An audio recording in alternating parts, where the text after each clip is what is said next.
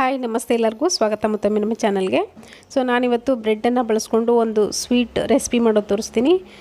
ತುಂಬಾ ಚೆನ್ನಾಗಿರುತ್ತೆ, ಮಕ್ಕಳಿಗಂತೂ ತುಂಬಾ ಇಷ್ಟ ಆಗುತ್ತೆ. ಇದಕ್ಕೆ ನಾನಿಲ್ಲಿ ಒಂದು 4 ಪೀಸ್ನಷ್ಟು ಬ್ರೆಡ್ ತೊಗೊಂಡಿದ್ದೀನಿ.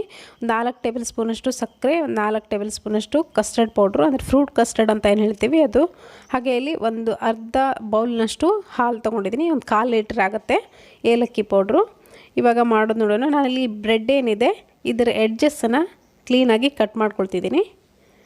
ಎಡ್ಜಸ್ನ ಬಳಸ್ಲಿಕ್ಕೆ ಹೋಗಬೇಡಿ, ಅದನ್ನು ಹಾಗೆ ಇಟ್ಟು ಅದನ್ನು ಕೂಡ ವೇಸ್ಟ್ ಮಾಡಬೇಡಿ. ಹಾಗೆ ಇಟ್ಟು ಅದು ಡ್ರೈ ಆದಮೇಲೆ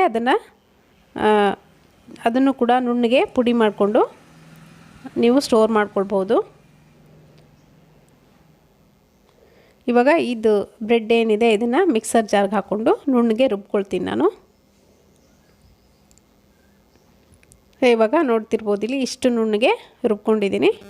ಮಕ್ಕಳಿಗೆ ತುಂಬಾ ಇಷ್ಟ ಆಗುತ್ತೆ, ಮಾಡಿಕೊಡಿ ಒಂದ್ಸರಿ.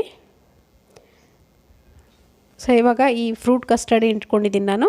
ಇದಕ್ಕೆ ಸ್ವಲ್ಪ ನೀರು ಹಾಕ್ಕೊಂಡು ಚೆನ್ನಾಗಿ ಕಲಿಸ್ಕೊಳ್ತಿದ್ದೀನಿ. ಒಂದು 2 ರಿಂದ 3 ಟೇಬಲ್ ಸ್ಪೂನ್ ಮಾತ್ರ ನೀರು ಹಾಕ್ಕೊಳ್ಳಿ, ಜಾಸ್ತಿ ನೀರು ಹಾಕಿ ಕಲಿಸ್ಲಿಕ್ಕೆ ಹೋಗ್ಬಿಡಿ.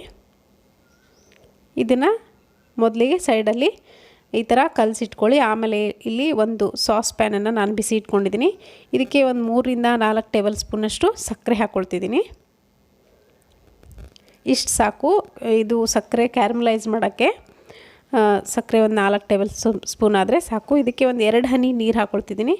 ಸಕ್ಕರೆ ಕರಗಿಸ್ಲಿಕ್ಕೆ ಮಾತ್ರ ಹಾಕ್ಕೊಳ್ಳಿ, ನೀರು ಜಾಸ್ತಿ ಹಾಕ್ಲಿಕ್ಕೆ ಹೋಗ್ಬಿಡಿ. ನೋಡ್ತಿರ್ಬೋದು, ಇಲ್ಲಿ ಸಕ್ಕರೆ ಚೆನ್ನಾಗಿ ಕರಗಿ ಒಂದು ಪಾಕದ ಥರ ಬರಬೇಕು.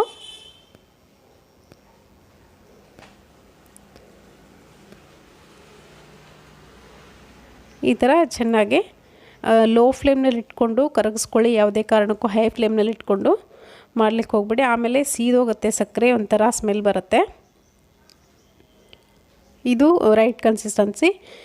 ಇವಾಗ ಇದನ್ನು ನಾನು ಈ ಒಂದು ಕೇಕ್ ಟಿನ್ಗೆ ಟ್ರಾನ್ಸ್ಫರ್ ಮಾಡ್ಕೊಳ್ತಿದ್ದೀನಿ. ನಾನಿಲ್ಲಿ ಇದನ್ನು ಕೇಕ್ ಟಿನ್ನಲ್ಲಿ ಮಾಡ್ಕೊಳ್ತಿದ್ದೀನಿ. ಇದನ್ನು ಇದಕ್ಕೆ ಟ್ರಾನ್ಸ್ಫರ್ ಮಾಡಿಕೊಂಡು ಕರೆಕ್ಟಾಗಿ ಇವನ್ನಾಗಿ ಸ್ಪ್ರೆಡ್ ಮಾಡ್ಕೊಳ್ಳಿ. ಈ ಕೇಕ್ ಟಿನ್ಗೆ ಸುತ್ತಲೂ ಈ ಥರ ನೋಡ್ತಿರ್ಬೋದು, ನಾನು ಸ್ಪ್ರೆಡ್ ಮಾಡ್ಕೊಂಡು ಇಟ್ಕೊಂಡಿದ್ದೀನಿ. ಆಮೇಲೆ ಇನ್ನೊಂದು ಸಾಸ್ ಪ್ಯಾನನ್ನು ಬಿಸಿ ಇಟ್ಕೊಳ್ಳಿ. ಇದಕ್ಕೆ ಹಾಲೇನು ಇಟ್ಕೊಂಡಿದ್ದೀವಿ ನಾವು, ಹಾಲು ಹಾಕ್ಕೊಂಡು ಇದನ್ನು ಬಾಯ್ಲ್ ಮಾಡ್ಕೊಳ್ಬೇಕಾಗತ್ತೆ.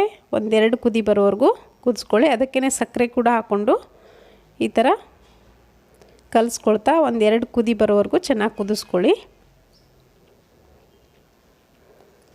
ತುಂಬ ಟೇಸ್ಟಿಯಾಗಿರುತ್ತೆ. ಮಿಲ್ಕ್ ಕೇಕ್ ಅಂತಲೇ ಹೇಳ್ಬೋದು, ಅಥವಾ ಬ್ರೆಡ್ ಪುಡ್ಡಿಂಗ್ ಅಂತ ಹೇಳ್ಬೋದು. ಸೊ ನೋಡ್ತಿರ್ಬೋದು, ಇಲ್ಲಿ ಹಾಲು ಕುದೀತಾ ಇದೆ. ಈ ಹಂತದಲ್ಲಿ ನಾನಿಲ್ಲಿ ಈ ಕಸ್ಟರ್ಡ್ ಪೌಡ್ರ್ ಏನಿದೆ ನೀರಲ್ಲಿ ಕಲಸಿಟ್ಕೊಂಡಿರೋದು ಅದನ್ನು ಹಾಕ್ಕೊಳ್ತಿದ್ದೀನಿ. ಕಸ್ಟರ್ಡ್ ಪೌಡ್ರನ್ನ ಲೋ ಫ್ಲೇಮ್ನಲ್ಲಿ ಇಟ್ಕೊಂಡು ಹಾಕ್ಕೊಳ್ಳಿ, ಬೇಗನೆ ಗಟ್ಟಿಯಾಗತ್ತೆ. ನೋಡ್ತಿರ್ಬೋದು, ಇಲ್ಲಿ ಈ ಥರ ಚೆನ್ನಾಗಿ ಮಿಕ್ಸ್ ಮಾಡ್ಕೊಂಡಾದ್ಮೇಲೆ ಇದನ್ನು ಜಾಸ್ತಿ ಹೊತ್ತು ಕುದಿಸ್ಲಿಕ್ಕೆ ಹೋಗ್ಬಿಡಿ, ಅದು ಗಟ್ಟಿ ಆಗುತ್ತೆ. ಈ ಕನ್ಸಿಸ್ಟೆನ್ಸಿಲಿ ಇದ್ದಾಗಲೇ ಇದಕ್ಕೆ ಈ ಪೌಡ್ರ್ ಮಾಡಿ ಇಟ್ಕೊಂಡಿದ್ದೀವಲ್ಲ ಬ್ರೆಡ್ಡನ್ನು, ಅದನ್ನು ಹಾಕ್ಕೊಂಡು ಮಿಕ್ಸ್ ಮಾಡಿಕೊಂಡ್ರೆ ಆಯಿತು. ಸೊ ನೋಡ್ತಿರ್ಬೋದು, ಚೆನ್ನಾಗಿ ಒಂದ್ಸರಿ ಮಿಕ್ಸ್ ಮಾಡ್ಕೊಳ್ಳಿ ಲೋ ಫ್ಲೇಮ್ನಲ್ಲಿ ಇಟ್ಕೊಂಡು. ಗಂಟುಗಳಿಲ್ಲದೆ ಇರೋ ಥರ ಈ ಥರ ಚೆನ್ನಾಗಿ ಸ್ಪೂನಿಂದ ಮಿಕ್ಸ್ ಮಾಡ್ಕೊಂಡಾದಮೇಲೆ ಗ್ಯಾಸ್ ಆಫ್ ಮಾಡಿಕೊಂಡು ಏಲಕ್ಕಿ ಪೌಡ್ರ್ ಹಾಕ್ಕೊಳ್ತಿದ್ದೀನಿ ನಾನು ಇದಕ್ಕೆ. ಇದನ್ನು ನೋಡಿ, ಇವಾಗ ಹೀಗೇ ನಾನು ಆವಾಗಲೇ ಮಾಡಿಟ್ಕೊಂಡಿರೋ ಕೇಕ್ ಟಿನ್ನಲ್ಲಿ ಕ್ಯಾರಮಲೈಸ್ ಮಾಡಿಟ್ಕೊಂಡಿರೋ ಸಕ್ಕರೆ ಹಾಕ್ಕೊಂಡಿದ್ದೀನಲ್ಲ, ಆ ಕೇಕ್ ಟಿನ್ಗೆ ಇದನ್ನು ಟ್ರಾನ್ಸ್ಫರ್ ಮಾಡ್ಕೊಳ್ತಿದ್ದೀನಿ.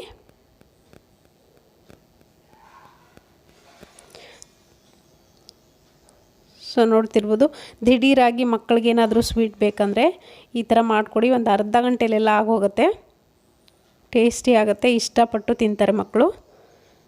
ಇವಾಗ ನೋಡಿ, ಈ ಥರ ಸೆಟ್ ಮಾಡಾದಮೇಲೆ ಈ ಥರ ಸಿಲ್ವರ್ ರ್ಯಾಪರಿಂದ ಈ ಥರ ರ್ಯಾಪ್ ಮಾಡ್ಕೊಳ್ತಿದ್ದೀನಿ ನಾನು.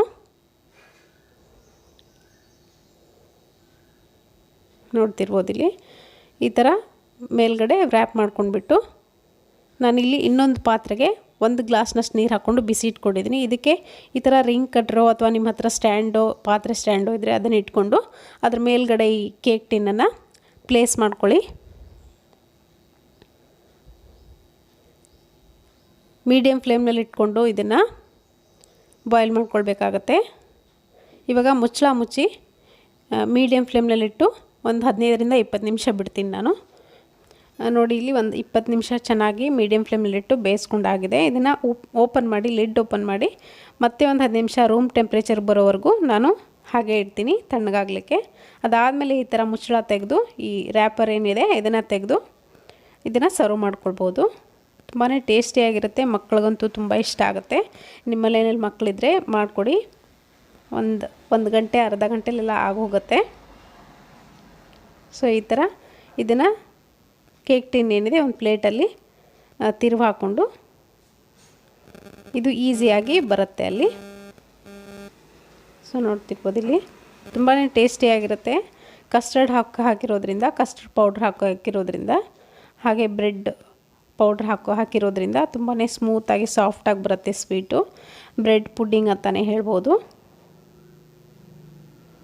ಮಿಲ್ಕ್ ಕೇಕ್ ಅಂತ ಕೂಡ ಹೇಳ್ಬೋದು. ತುಂಬ ಟೇಸ್ಟಿಯಾಗಿರುತ್ತೆ. ನೋಡ್ತಿರ್ಬೋದು ಇಲ್ಲಿ ಇದನ್ನು ಫ್ರಿಜ್ಜಲ್ಲಿಟ್ಟು ಸ್ವಲ್ಪ ಹೊತ್ತು ಆಮೇಲೆ ಸರ್ವ್ ಮಾಡಿದ್ರಂತೂ ಇನ್ನೂ ಟೇಸ್ಟಿಯಾಗಿರುತ್ತೆ. ಕೂಲಾಗಿ ಸಮ್ಮರ್ಗೆ ತಿನ್ಬೋದು. ಇದೇ ಥರ ನೀವು ನಿಮ್ಮ ಮನೆಯಲ್ಲಿ ಮಕ್ಕಳಿಗೆ ಮಾಡಿಕೊಡಿ. ಸೊ ಇವತ್ತಿನ ಈ ರೆಸಿಪಿ ಇಷ್ಟ ಆಗಿದೆ ಅಂದ್ಕೊಳ್ತೀನಿ. ಇಷ್ಟ ಆಗಿದ್ರೆ ದಯವಿಟ್ಟು ಒಂದು ಲೈಕ್ ಒತ್ತೋದನ್ನು ಮರಿಬೇಡಿ. ಹಾಗೆ ನನ್ನ ಚಾನಲ್ಗೆ ಇನ್ನೂ ಯಾರ್ಯಾರು ಸಬ್ಸ್ಕ್ರೈಬ್ ಆಗಿಲ್ವೋ ದಯವಿಟ್ಟು ಸಬ್ಸ್ಕ್ರೈಬ್ ಆಗಿ. ಸೊ ನೋಡ್ತಿರ್ಬೋದು ನಾನಿಲ್ಲಿ ಇದನ್ನು ಸರ್ವ್ ಮಾಡ್ಕೊಂಡಿದ್ದೀನಿ. ಈ ಥರ ಮಿಲ್ಕ್ ಕ್ಯಾರಮಲ್ ಏನು ಉಳ್ಕೊಂಡಿರುತ್ತೆ ಅದನ್ನು ಮೇಲ್ಗಡೆ ಹಾಕ್ಕೊಂಡು ಇದನ್ನು ಸರ್ವ್ ಮಾಡ್ಕೊಳ್ಬೋದು. ಸೊ ನಾನಿವಾಗ ಇದನ್ನು ಟೇಸ್ಟ್ ಮಾಡ್ತೀನಿ. ತುಂಬ ಟೇಸ್ಟಿಯಾಗಿದೆ, ತುಂಬ ಸಾಫ್ಟಾಗಿ ಸ್ಮೂತಾಗಿ ಬಂದಿದೆ ಸ್ವೀಟು. ಸೊ ಇಷ್ಟ ಆಗಿದ್ರೆ ಒಂದು ಲೈಕ್ ಒತ್ತೋದನ್ನು ಮರಿಬೇಡಿ. ಈ ವಿಡಿಯೋ ನೋಡಿದ್ದಕ್ಕಾಗಿ ಥ್ಯಾಂಕ್ ಯು ಸೋ ಮಚ್.